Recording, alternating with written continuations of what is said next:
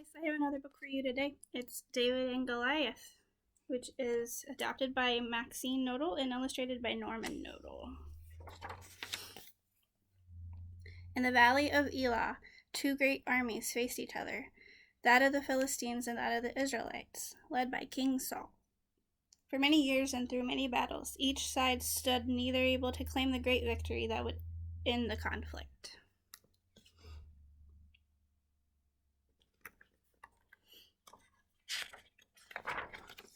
The Philistines were idol worshippers and bowed to many gods, but the Israelites prayed only to their Lord, whom they knew was the one true God.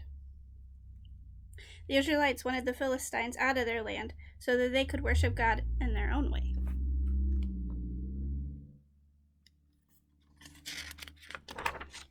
One day there was a great stirring in the Philistine camp. The Israelites watched in amazement. A giant warrior, 10 feet tall, clad in bronze armor and carrying an enormous spear, broke from the Philistine ranks and strode towards the Israelites.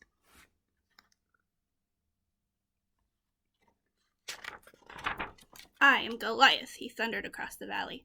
"Let one of you come and fight me if he dares. Then this war will be decided by single combat." For 2 champions to fight instead of thousands of men would save many lives, the Israelites knew. But where would they find any one man who could stand up to this giant?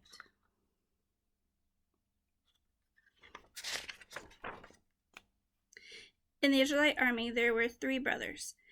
Their aged father Jesse sent their youngest brother David to bring them food. Young David was in camp one morning when Goliath issued his challenge. "Who is this Philistine who dares defy the army of God?" the boy David asked. "I will fight him."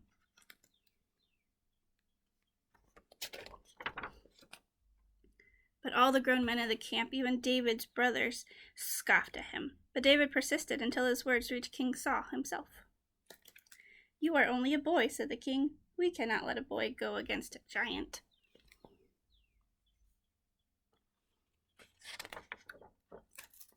But David insisted. "When I watch over my father's sheep, I rescue the lambs from any wild beast that carries them off. I know that God will give me the strength to defeat this Philistine too." At last the king gave in. He offered David his own armor and weapons to use against Goliath.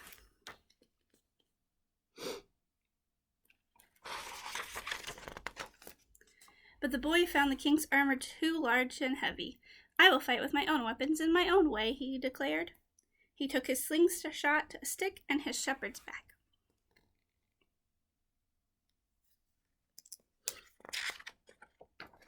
As David approached the valley, he stopped at a dried-out riverbed. Stooping down, he picked up 5 smooth stones and put them in his bag. Then he went forth to face Goliath.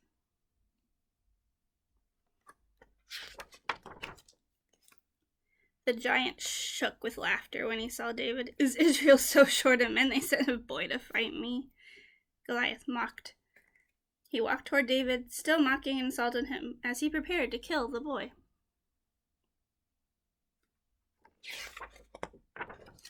David reached into his bag. He drew out one of his stones.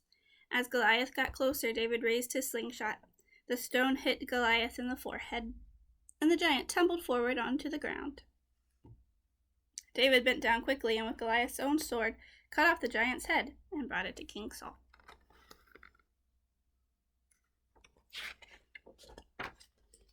The people loved David, and Saul grew jealous of David's popularity. David loved Saul, even though they eventually fought and became enemies.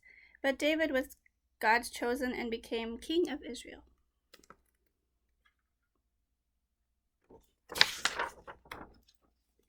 David was one of the greatest kings ever to rule anywhere in the world. He was not only a warrior, but a poet who wrote many of the beautiful songs in the Bible.